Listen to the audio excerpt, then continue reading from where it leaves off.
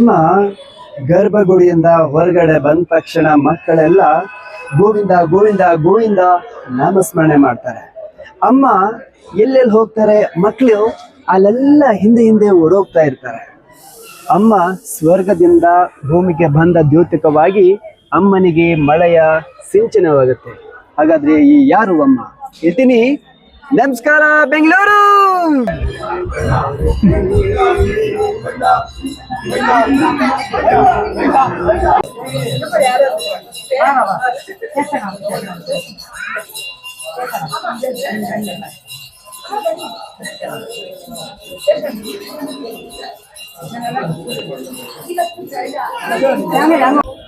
ಅಮ್ಮ ಯಾರು ಅಂತ ಹೇಳಿದ್ರೆ ಆದಿಶಕ್ತಿ ದ್ರೌಪದಿ ದೇವಿ.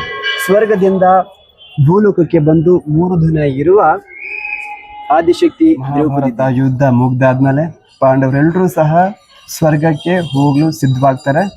ಹೀಗೆ ನಡ್ಕೊಂಡು ಹೋಗ್ಬೇಕಾದ್ರೆ ಪಾಂಡವರು ಮುಂದೆ ಮುಂದೆ ಹೋಗ್ತಾ ಇರ್ತಾರೆ, ಹಿಂಭಾಗ ದ್ರೌಪದಿ ದೇವಿಯವರು ನಡ್ಕೊಂಡು ಹೋಗ್ತಾ ಇರ್ತಾರೆ.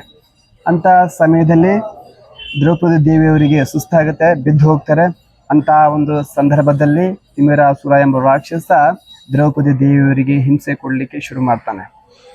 ಆಗ ದ್ರೌಪದಿ ದೇವಿಯವರು ಹಣೆಯಿಂದ, ತಲೆಯಿಂದ, ಬಾಯಿಯಿಂದ ಹಾಗೆ ಭುಜದಿಂದ ವೀರಕುಮಾರರನ್ನ ಸೃಷ್ಟಿ ಮಾಡ್ತಾರೆ. ಎಲ್ಲ ವೀರಕುಮಾರರು ತಿಮಿರಾಸುರನ್ನ ವಧೆ ಮಾಡ್ತಾರೆ.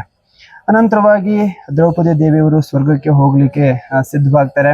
ಈ ವೀರಕುಮಾರರು ಈ ಎಲ್ಲ ಮಕ್ಕಳು ನೀವು ಸ್ವರ್ಗಕ್ಕೆ ಹೋಗಬಾರ್ದು, ನಮ್ಮ ಜೊತೆನೆ ಇರಬೇಕು ಅಂತ ಹೇಳಿ ಹಠ ಹಿಡಿದಾಗ ವಿಷ್ಣು ದೇವ ಪ್ರತ್ಯಕ್ಷವಾಗಿ ಇವರು ವರ್ಷದಲ್ಲಿ 3 ದಿನ ಮಾತ್ರ ನಿಮ್ಮ ಜೊತೆ ಇರ್ತಾರೆ ಎಂಬತಕ್ಕಂಥ ಒಂದು ವಾಗ್ದಾನವನ್ನ ಮಾಡಿ ಎಲ್ಲರೂ ಸ್ವರ್ಗಕ್ಕೆ ಹೋಗ್ತಾರೆ.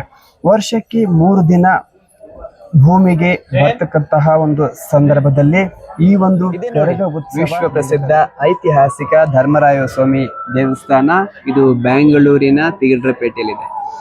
ಇದೇ ಒಂದು ಕ್ಷೇತ್ರದಲ್ಲಿ ದ್ರೌಪದಿ ದೇವಿಯವರು ಬಂದು ನೆಲೆಸಿರ್ತಾರೆ. ಚೈತ್ರ ಪೌರ್ಣಿಮೆಯಂದು ಆ ಗರ್ಭಗುಡಿಯಿಂದ ಕರ್ಗವನ್ನ ಹೊತ್ಕೊಂಡು ಬಂದು ಇಲ್ಲಿ ಹೊರಗಡೆಗೆ ತಮ್ಮ ಮಕ್ಕಳಿಗೆ ದರ್ಶನವನ್ನ ನೀಡ್ತಾರೆ. ಅಂತಹ ಒಂದು ಸಂದರ್ಭದಲ್ಲಿ ಆಕಾಶದಿಂದ ಮಳೆಯ ಸಿಂಚನ ಆಗುತ್ತೆ. ಕರ್ಗ ಅಂತ ಹೇಳಿದ್ರೆ ಕೈಯಲ್ಲಿ ಮುಟ್ಟದೆ ತಲೆಯಲ್ಲಿ ಧರಿಸಿ ಸುತ್ತಾಕ್ತಕ್ಕಂಥದ್ದನ್ನೇ ನಾವು ಕರ್ಗ ಅಂತ ಕರಿತೀವಿ.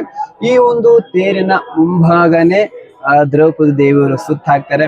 ಇಲ್ಲಿಂದ ಹೊರಟು ಮೆಜೆಸ್ಟಿಕ್ ಹಾಗೆ KR ಮಾರ್ಕೆಟು ಹೀಗೆ ಹಲವಾರು ದೇವಸ್ಥಾನಗಳಿಗೆ ಭೇಟಿಯನ್ನ ಕೊಡ್ತಕ್ಕಂತಹ ಸ್ಥಳ ಇದಾಗಿರುತ್ತೆ. ಮಕ್ಕಳಿಗೋಸ್ಕರ ಸ್ವರ್ಗದಿಂದ ಭೂಮಿಗೆ ಬಂದು 3 ದಿನ ನೆಲೆಸಿರುವ ಕ್ಷೇತ್ರ ಶ್ರೀ ಧರ್ಮರಾಯ ಸ್ವಾಮಿ ದೇವಸ್ಥಾನ ಬೆಂಗಳೂರು. ಇಂಥ ಒಂದು ಸಂದರ್ಭದಲ್ಲಿ ಅಮ್ಮನ ಹತ್ರ ನೀವು ಇಷ್ಟಾರ್ಥವನ್ನ ಏನೇ ಕೇಳ್ಕೊಳ್ಳಿ, ಅಮ್ಮ ತಥಾಸ್ತು ಅಂತ ನೀವು ಭೇಟಿ ಕೊಡಿ ಈ ದೇವಸ್ಥಾನಕ್ಕೆ ಅಂತ ಹೇಳ್ತಾ ಮುಂದಿನ ಒಂದು ವಿಶೇಷ ಕಾರ್ಯಕ್ರಮದಲ್ಲಿ ಬಂದು ಭೇಟಿ ಮಾಡ್ತೀನಿ. ಅಲ್ಲಿವರೆಗೂ ನಮಸ್ಕಾರ.